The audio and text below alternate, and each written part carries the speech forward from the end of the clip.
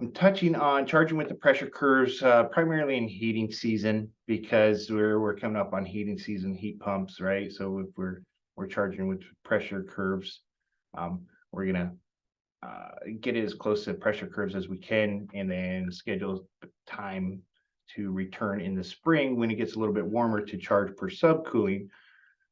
But I just wanted to go over how to utilize those pressure curves to eliminate a lot of questions and get the technicians and installers off that job feeling better about the charge right away in quicker fashion. The 253-620-8282. If you do not have that programmed in your phone, that is tech services line. We take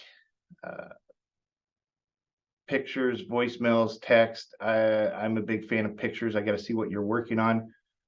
If you take a picture of the data plate and text it into 253-620-8282, there's no discretion or there's no confusion on what the model and serial number is. So I like pictures of data plates and then a brief description of what's happening on the job site. Then it gets automatically built in our queue, and we try to get back to everybody within 20 minutes. So that's definitely the fastest way, is to send pictures in. That way I can see what you're working on too, because I definitely want to get my hands in there, and I'm visual, so I need to see. So pictures are helpful. All right, so before we get to the pressure curves, we have to make sure that we have a system ready to charge per pressure curve. And to first start out is, prior to the new system installation, is we want, hold on, make sure that we have an AHRI match. We still get calls and questions where the evaporator coil is not a correct AHRI match. So we're trying to put 437 cubic inches of refrigerant from the outdoor unit into an evaporator coil that's only rated for 200 cubic inches of refrigerant, which leads to head pressure spiking. And it'll work in cooling, but in heating mode, it's going to not work. So AHRI match, if it's not an AHRI match, again, I don't recommend installing it. Install at your own risk. We have to confirm that our line set size, length, and rise are within specs of the installation manual. There are some line sets that will work that aren't spec'd out, and there is inside comfortsite.com and ASDealerNet, there is a piping program to assist with that. You put in your existing line set length and how many 90s and vertical rise, and it'll let you know if that is acceptable. Okay, so back to it. Line set size. Make sure we got correct accessories for the system. Thanks everybody for your patience. On-site voltage, phase match. That comes into play when we're having the 3-phase on rooftop units. So we always want to confirm that we have correct voltage. Also, this correct voltage, we have been seeing a spike in residential incoming line voltage. So everybody just be aware, we have had reports of 256 line voltage. So that is something to always double check. If we have high voltage, that could be affecting our circuit boards and everything in the house also. We want to make sure that we have airflow distribution system requirements. So we want to make sure that the ductwork is in good standing order and it's sized correctly. That could be a challenge in a lot of retrofit applications. Component placement, we want to make sure there's no obstructions, there's no landscape garbage cans set right in front of the unit to affect the airflow and whatnot. We want to confirm that we have the proper controls, the refrigerant type and charge. Everything's mostly 410A right now, but we are coming to a transitional refrigerant type change, which we'll have classes in the near future on that to get you guys all ready on the A2L stuff. But this is going to come into play. You're going to have to be aware of what refrigerant we have in. Gas pipe vent sizing, vent termination is critical. We have to make sure our system coils and filters are clean. Again, if we have an ongoing issue with a couple-year-old system, assume that that system coil's dirty, and to give it a good cleaning, because the only clean coil is the coil you just cleaned. We hear a lot, well, he was just out here 6 months ago to clean the coil. Well, we don't know what he did 6 months ago. So again, the only clean coil is the coil you just cleaned. Filter, number one problem. First thing I always did when I got onto a job site is confirm that I have a clean filter. We want to make sure high and low voltage wiring is complete and secure, nice and tight. Air distribution system is sealed. Condensate drain system sloped and terminated. And then was there a gas pipe pressure test in new construction? Prior to system still line set and coil evacuation, we want to be below 500 microns. Why do we want to make sure that we're below the 500 microns? Because it assures there's no moisture in the system. So when we assure that there's no moisture in the system, once we open up the valves to the system to release the refrigerant, the only thing we want in those refrigerant lines are refrigerant and compressor lubrication oil. And always use nitrogen while brazing. I can't stress that enough because I like to show these slides, because if you do not use nitrogen, you get all this oxidation on the inside of the pipe. That's the oxygen in there burning off. When you run nitrogen through, it eliminates the oxygen, so you do not get this oxidation. And then once the refrigerant enters in here, it just cleans that clean to look like this pipe. And where's all that go? Into the strainer and the EEVs and the TXVs. And then boom, you have faulty metering devices that you got to repair. So just again, stress to everybody, nitrogen when brazing eliminates this oxidation. Startup information. This is critical. We want to know all your installed equipment model and serial numbers. You should be recording this and logging this per site. Return error and supply error sizes. Along with your filter size, you got your line set size and length, vertical separation, number of 90s, and how much refrigerant was added to the system or removed. It's always good to tally that. I used to like writing that on the backside of the service panels. That way I'd write up the startup date and how long the line set was and how much refrigerant was added or removed. It saves you in the long run, whoever has to go back there. You should be recording your external pressures of the system, external static pressures of the system. We want to know if we're at a 0.7 on startup and we go back due to plugged filters or something that they covered to return. There's a couch in front of the return air grill that could be restricting airflow. We can tell that was static pressure. If we recorded it on startup in a perfect environment, we go back and it's different. What changed? You can then speak with the homeowner about what has changed. I've been in many houses where they moved furniture around and blocked off a return air, if it's down low anyway.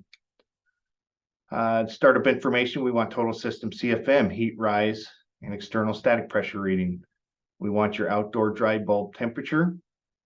If we do have issues and you guys call in, these are all factors that we're going to ask for a detailed diagnostic. To assist you with diagnostic, we have to know this data. That's another reason why we're going over it again, because if you collect this data before you call in, it's going to help you diagnose faster. Heat pump AC heating and cooling startup. We're coming in the heating season. We would like you to test cooling just to make sure it works. Indoor dry bulb temperature. And that's I like gathering that indoor dry bulb temperature right there at the return air. That way it's gathering all the returns throughout the house and averaging them. Your indoor wet bulb temperature, that's going to come in play when we're doing AC cooling or charging with the piston, which I'll touch on that and I'll show you a device that you might need to get in your service bags. Startup information.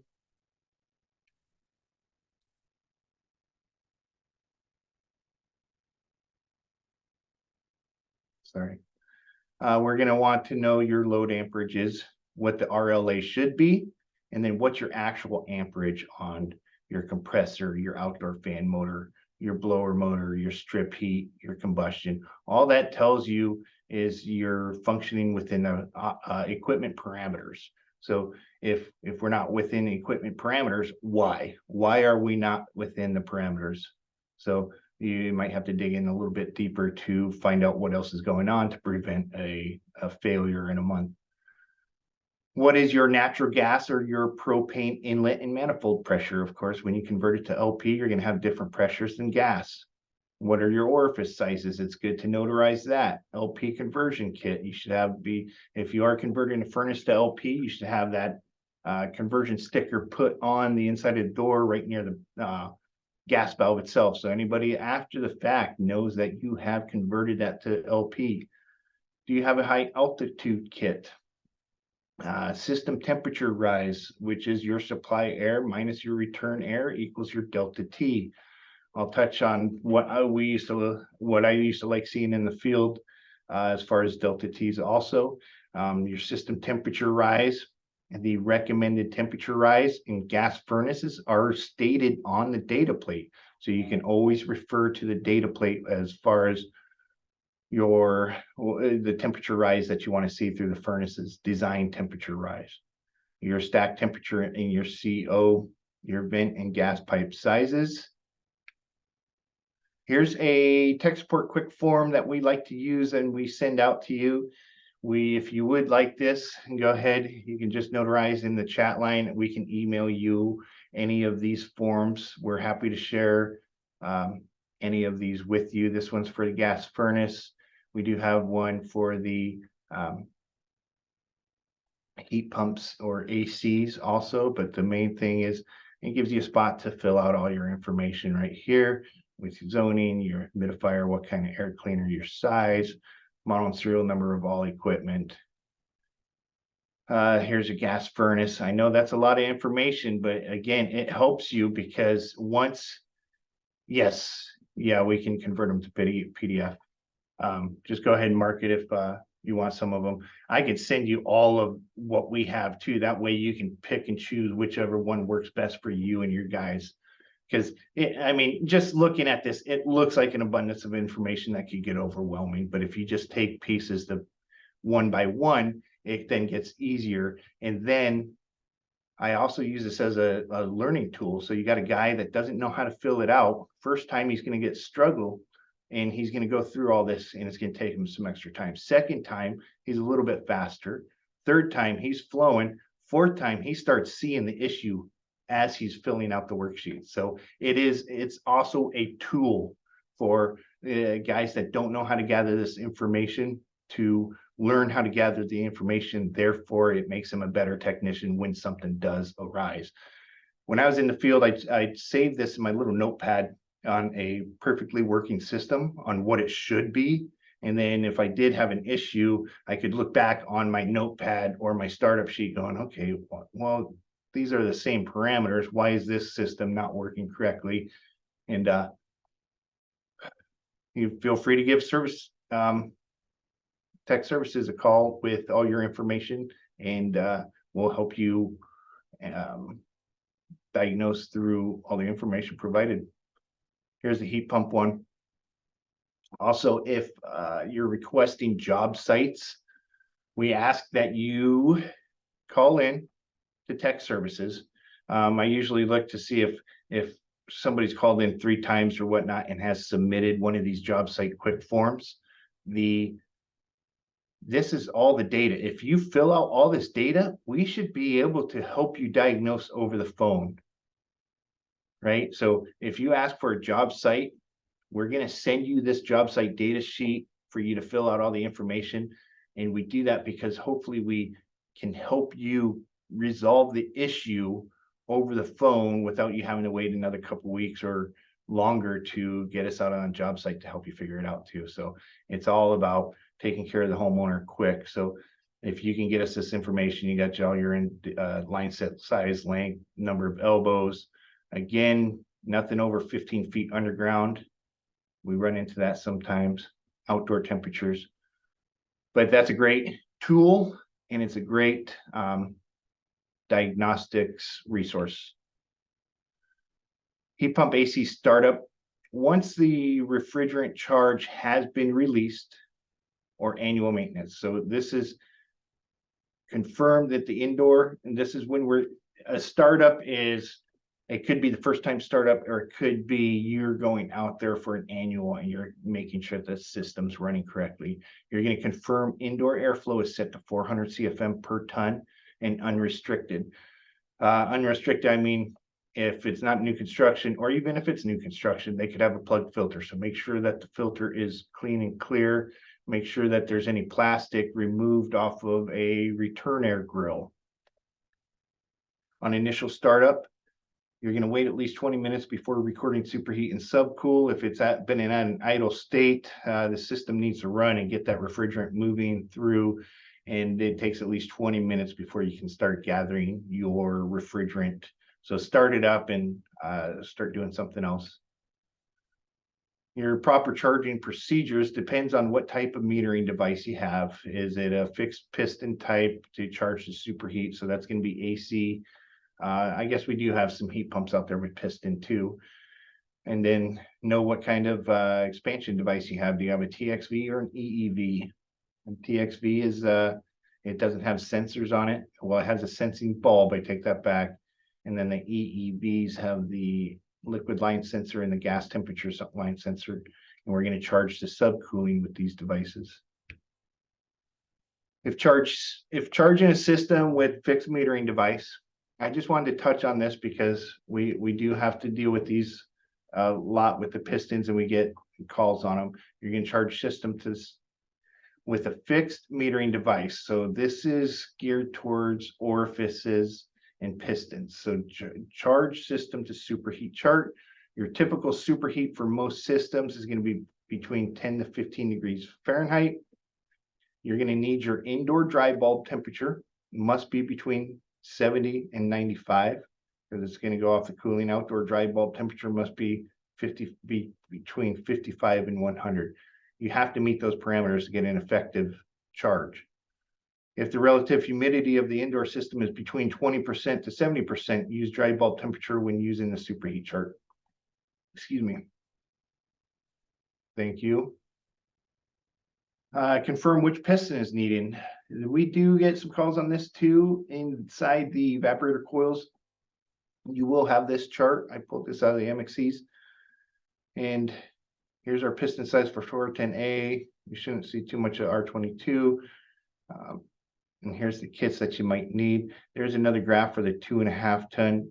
Your piston size need to be, since system combination may not be pre-installed. So piston size needed for system combination may not be pre-installed. It does come with a variety of pistons in there, so hopefully you have the right size piston for what you need. The 3 ton, you're going to need 70, 3.5 ton is 75. Here's a superheat charging chart. This is in the install manual. You have dry bulb and wet bulb up here. So dry bulb would be your temperature probes in there. If you need to take a wet bulb, you're going to need a psychrometer. I recommend this one. This one, Gensco does carry a field piece. I carry that one around too. It makes it easy. Okay, I'll get you those fire off sheets. So what you're going to do is you're going to use this graph. Again, chart is based on 400 CFM per ton. So S9 V2s, and they come preset from factory at 350 per ton. You will have to change that to 400 CFM per ton. You will have to change that. So if you have a 75-degree return air, you're going to use this column. If you have an 80-degree outdoor, we're just going to track over 11 degrees superheat. We want that superheated vapor to be 11 degrees above saturation. So system calls for 11 degrees superheat. So if you have a 16-degree superheat, you're going to add refrigerant. You're going to get that superheat. So we're going to add some more refrigerant in there to lower that superheat. If we have lower than 11 degrees superheat, if we have 7 to 8, we're going to remove refrigerant, and that's going to raise the superheat. So that's a good slide there to kind of, because that kind of looks backwards, right? But we want to remove, because the adding refrigerant will lower the superheat. I just wanted to touch on this real quick. Another type of piston charging chart is this guy, right? So your indoor humidity is 50%. Your indoor temperature is 85. Right here, 85. Your outdoor temperature 95. We're going to come up and intersect. We want a 16 degree superheat. So you may need, the slides aren't moving for you. What is superheat? And we were just touching on all this stuff because we only have an hour, but the superheat is the amount of heat absorbed in the evaporator. So after the refrigerant has turned into a vapor, evaporates, and before it goes to the compressor. So we're going to be turning into vapor in that evaporator, right? And it's just like water, the saturation temperature where it turns to vapor and liquid. So we want a superheated vapor coming back to the compressor before it gets to the compressor.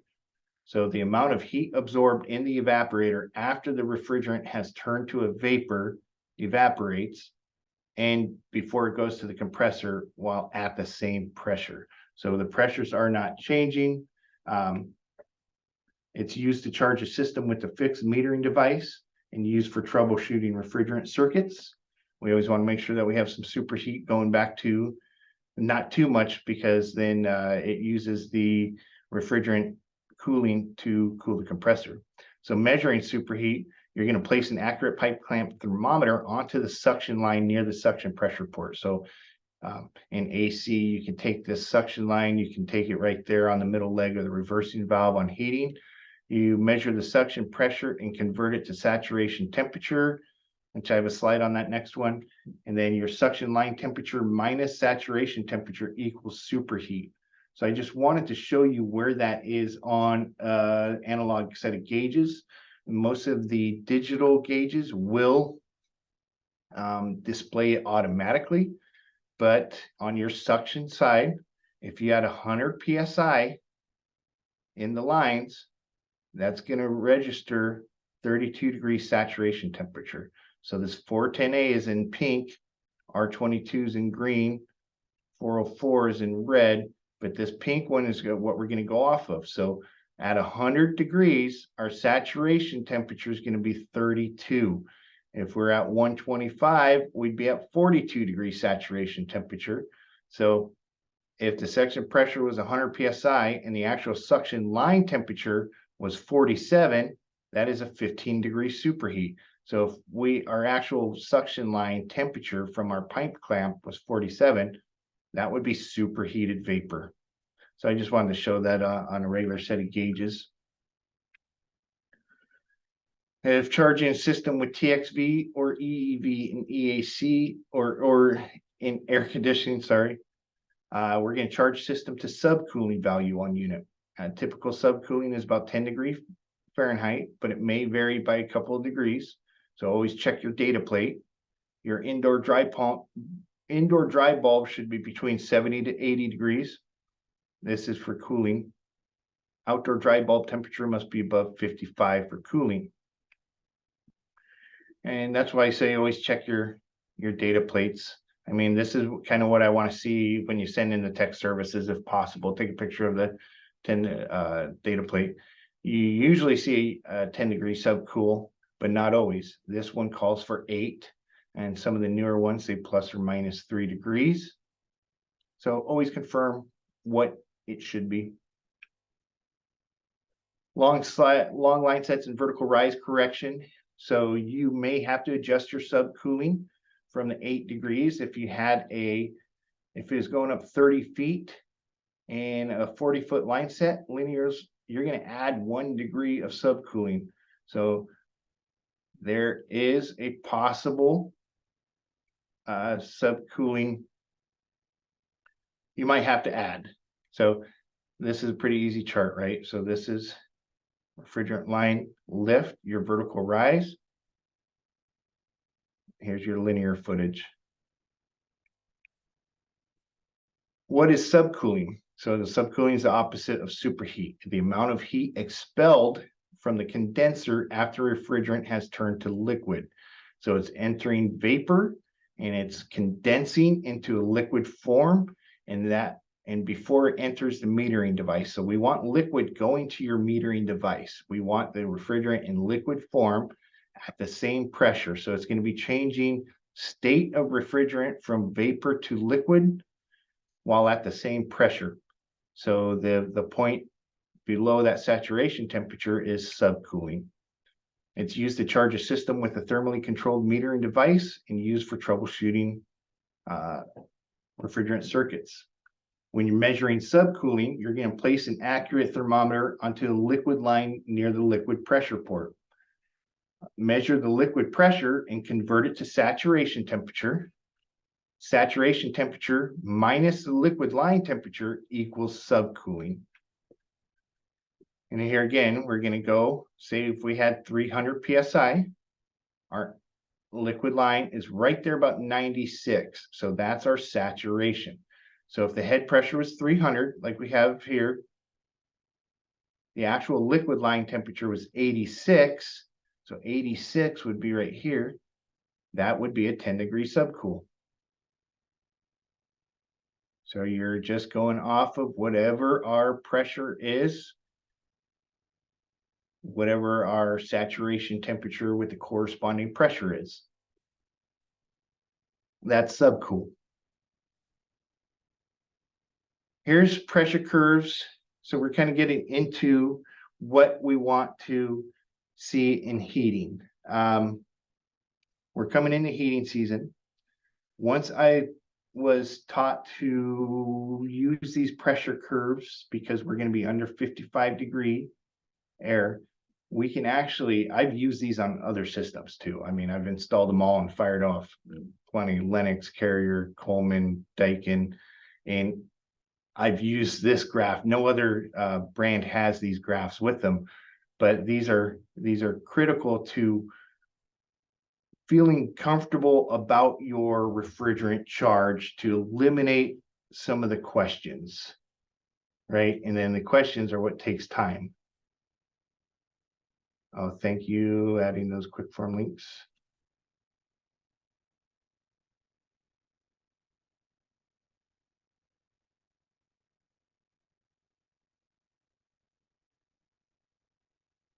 And again, important, variable speed outdoor units require the indoor unit to be configured at 400 CFM per ton. This is out of a side discharge variable speed. And it states in there, again, it has to be at 400 CFM per ton because that's going to affect our charge. I like to put this in here too, that in the variable speeds communicating, we have to be in charging mode cooling or check charge mode heating. We have to be. So check charge mode heating is going to run that compressor at optimal speeds for the environment it's in. It's calculating outdoor temperature, indoor temperature, humidity, compressor speed, whatnot. So it's not necessarily running that compressor at 100%. That's why you got to be in check charge mode heating below 55, charging mode cooling above 55-degree outside temperature.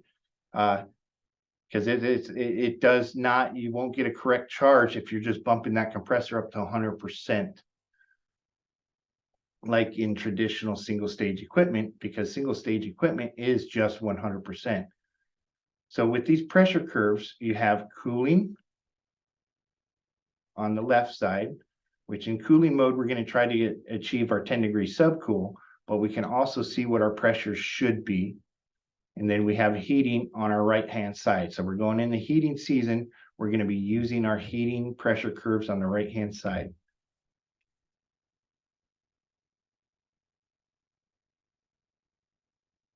Hold on, my clicker is not working again.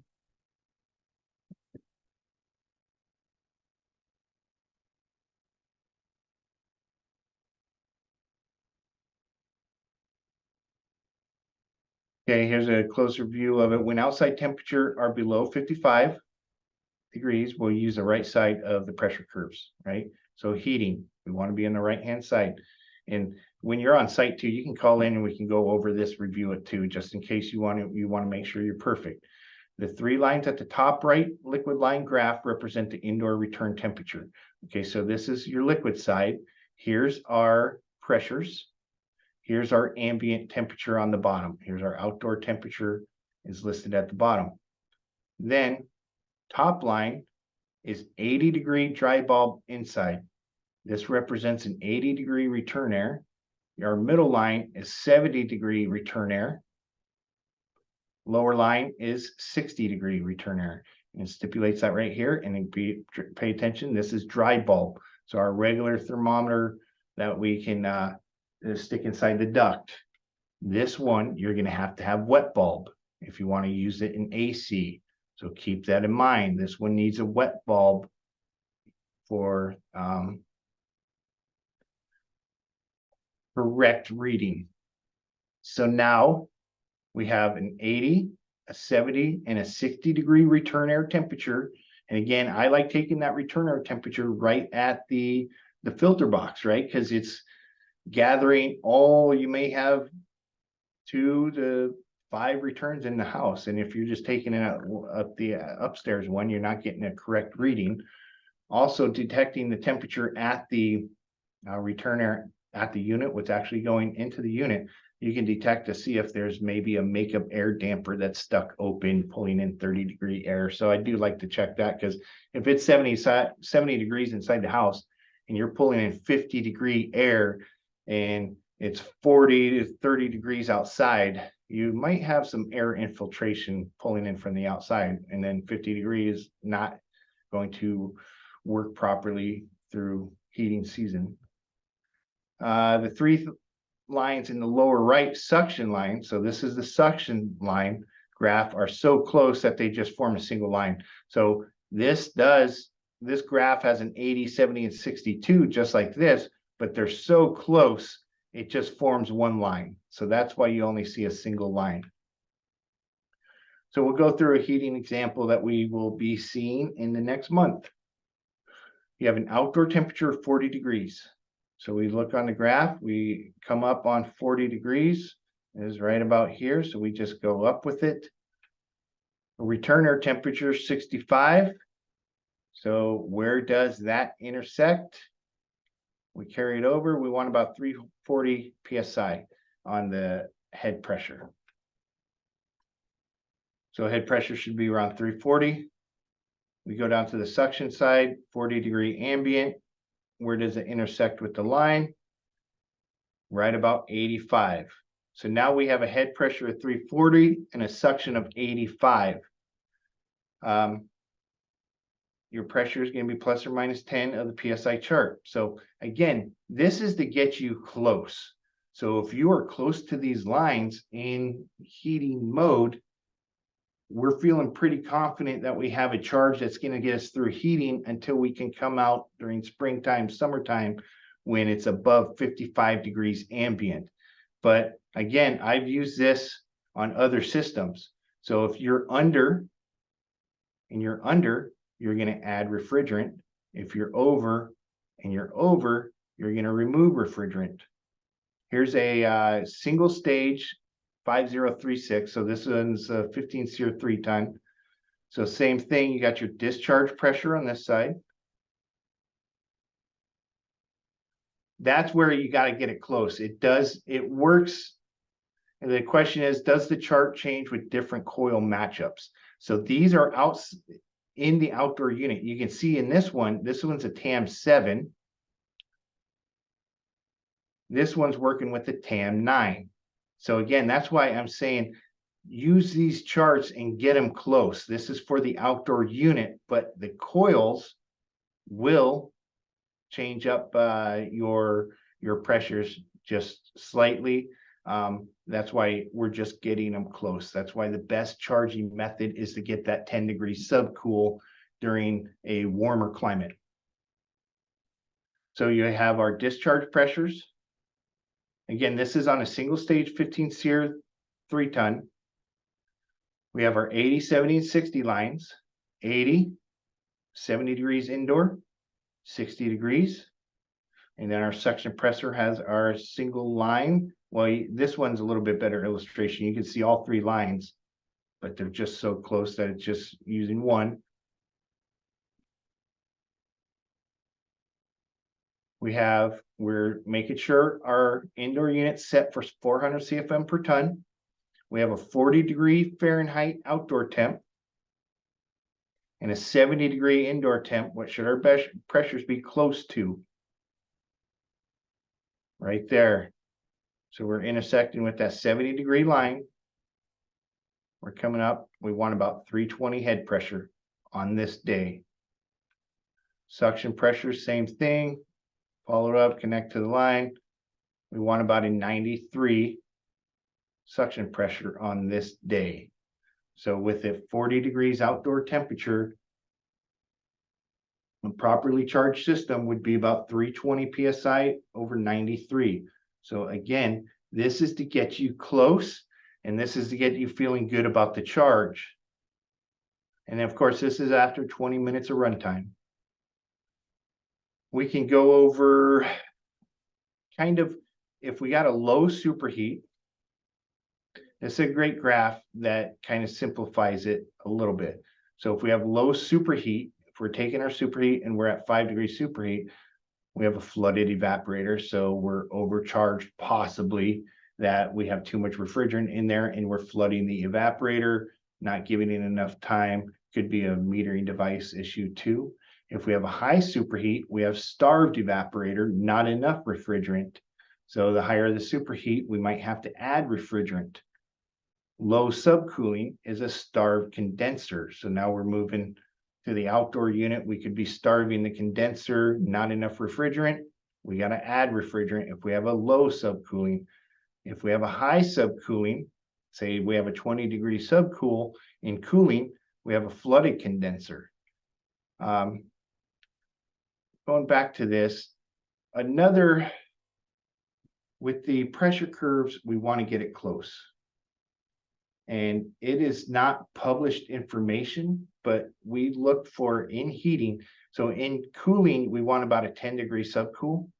So if you're measuring that liquid line temperature at the condenser on the outdoor unit, well, it's not condenser in heating mode, but if you're measuring that line and we want in heating, we want about a 25 to 30 degree subcool. We have found that that's a good effective subcool. So if you're at a 40-degree subcooling in heating, it's possibly overcharged. Our pressures might be above our lines, right? So we would want to remove refrigerant, and 8 ounces seems to be a magic number when adding or removing refrigerant. The variable speed systems are a little bit more temperamental to refrigerant change. So 8 ounces is a good amount to start with removing or adding. So again, subcooling in heating mode on our heat pumps, try to target between 25 to 30 degrees, and then get your pressures within your pressure curves. They could get tricky where you have high head pressure and low suction pressure. This could be airflow related. So that's why we're going into checking airflow static pressure too. And airflow with the TXVs also, airflow affects everything. Are there changes to subcooling when using certain Temp 6 air handlers? No, the subcooling is always based off of the outdoor unit, gauged in cooling. So in cooling, we're using the outdoor to condense that refrigerant. So that's why they want that 10-degree subcooling in cooling. There are no published subcooling for heating, but that's just something that we found. The 25-degree subcool in heating mode seems to be pretty close to where our pressures need to be. Checking airflow static pressure. Again, air is like water. It takes the path of least resistance. When measuring static pressure in the duct system, lower static means decreased resistance to airflow. Higher static means increased resistance to airflow. High static pressure restricting airflow could be your return obstructions, a filtered plug or coil needs to be cleaned. Is the ductwork sized properly? We see this a lot in retrofits, the return air ductwork not being sized big enough. Keep in mind, 1-inch filters are way more restrictive than 4-inch filters. 1-inch filter doesn't have as much surface area as a 4-inch filter. So, of course, the MERV 13s and above are more restrictive than the MERV 8s. Are the filters installed properly? It's 16 by 20 should not be on a 3-ton. We still see that a lot. That leads to high restriction where it's just like a hair dryer. I tell everybody and the homeowners, I used to be out in the field. I give my homeowners the hair dryer explanation. If you buy a hair dryer brand new and you run it and you cover that hair backside of the hair dryer 50%, it'll still work, right? Yes, it will still work, but it will lead to premature failure. The components will die. So I hear a lot, well, this system's been installed for 2 years. I mean, it's been running like that for 2 years. Again, yes, it will run, but it will lead to premature failure, which makes everything look bad, right? So we have to get those return air and supplies sized correctly. If you have a high static filter, you're going to have to oversize that filter to get the pressure drop across it. So you might have to go to a 20 by 25 high static filter on a 3-ton gas furnace or heat pump, because you have to get that airflow. So keep that in mind. A 16 by 20 is way too small for a 3-ton, and I still see it a lot. But once I see that, we can start attacking the airflow and static pressure. Supply, obstructions, coil clean. And this obstructions, I mean, that could be the furniture. That could be somebody setting the couch on the or dog bed onto the register so it's not breathing correctly. These are all issues that are going to affect compressor life. It's going to affect compressor pressures. It's going to affect your superheat and subcool. If we do not have the correct airflow, it leads to many issues. So keep that in mind. Here's how we take our external static pressure with them. Well, in this one's MagnaHelic. There's a manometer. This is a great one. This is the one I use. You're gonna have to take gas pressures too. So this is a dual port where you can get the supply and the return. You're gonna remove this filter if that's the case, because you don't want any filter. We want about 0.5 static. That's the design pressure of the gas furnaces and the air handlers. So in this evaporator coil, we want to be in the A, because that A coil is going to be like this. We have to be below the A coil. We can't be up here in the supply, because we want to just test our external static pressure over the furnace. We can take another reading across the coil to see what kind of pressure drop we have across that. But when taking static pressure to see if we're moving the correct amount and that we're breathing correctly, this is where we're going to take it. So if the coil was down here, downflow, you can put the probe right in the suction line, because that's above the A coil. So you wouldn't have to access the down below. You could actually put it in if you were in downflow position. I hope that makes sense. With the air handler, the coil is installed and rated inside the air handler. So in that case, we can actually go across the full air handler cabinet. With the furnace, we cannot incorporate the evaporator coil. We have to be just the furnace. So keep that in mind. With the air handler, it is tested from factory with the A coil installed. Oh, sorry, this is blower motor. A coil would be right here.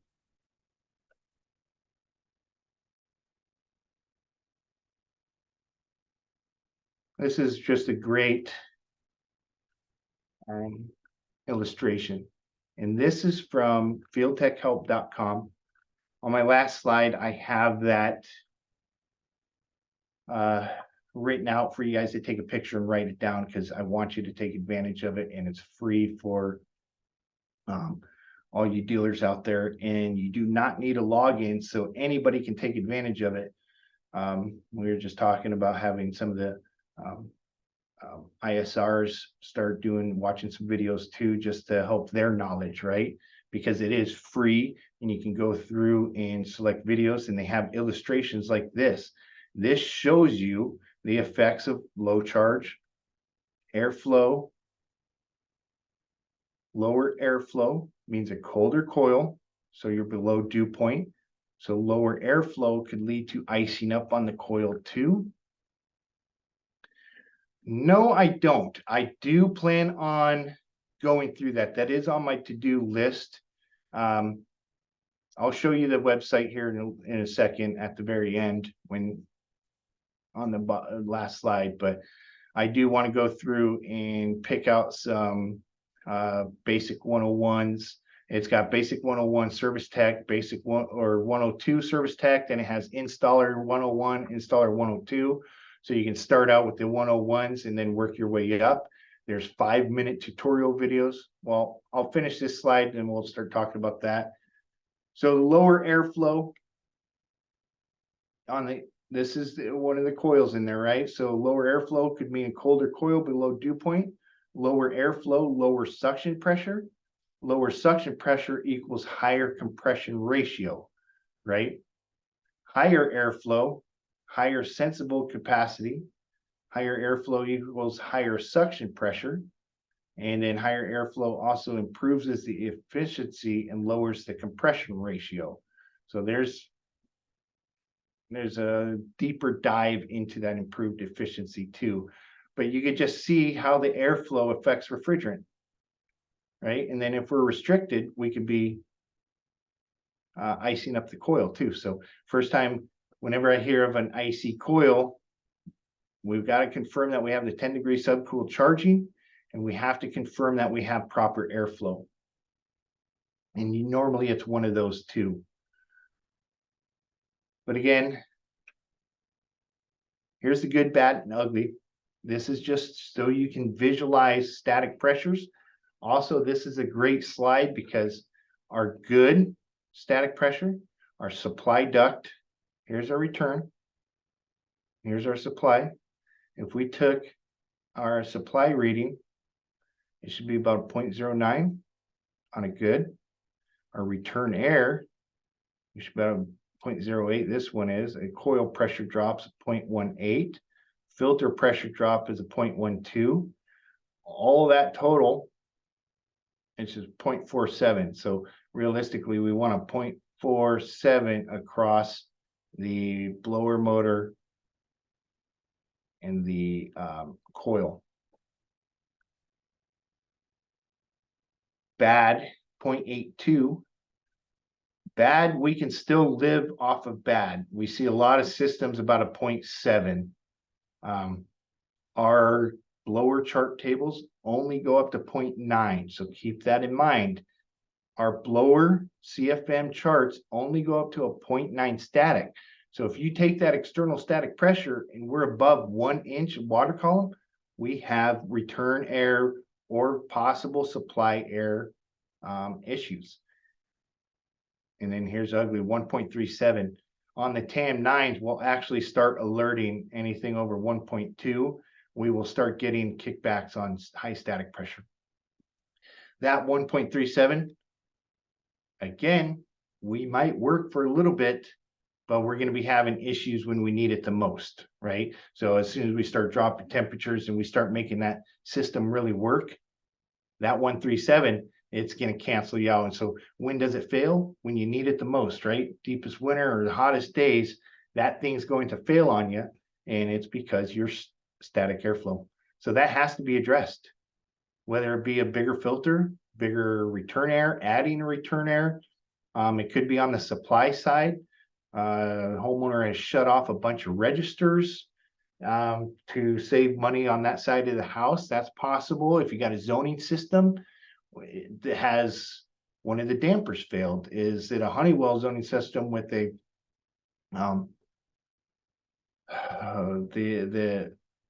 I can't think right now, not the backdraft damper, but the bypass damper.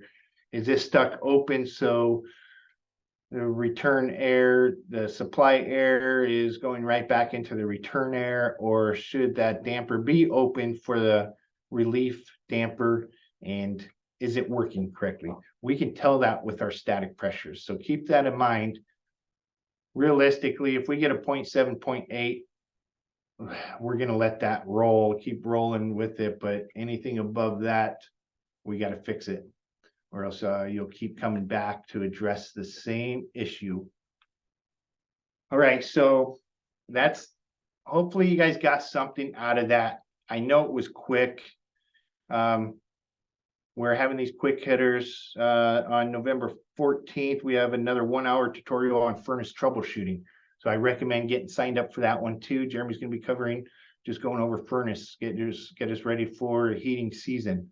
But we do these quick hitters. I know it's only 1 hour, but a lot of information in there that you guys can use. There's that website, fieldtechhelp.com. Write that down and use it, guys. If you have a Comfort Site login or an AS DealerNet, if you're American Standard, you can log in and you can actually keep training videos in your queue. So you can go in there and start browsing them. And as you see ones that you want to do, you enroll. So it puts it in your queue so you can go back, and then it keeps a history. So if you watch it for an hour and you got to stop, it'll keep that history. And then there's little tests in there to verify your knowledge. There's, again, 5-minute videos on how to replace the drive. There's a 5-minute spine fin repair kit. So if you have a leak in one of the spine fin coils, it shows you how to use that spine fin repair.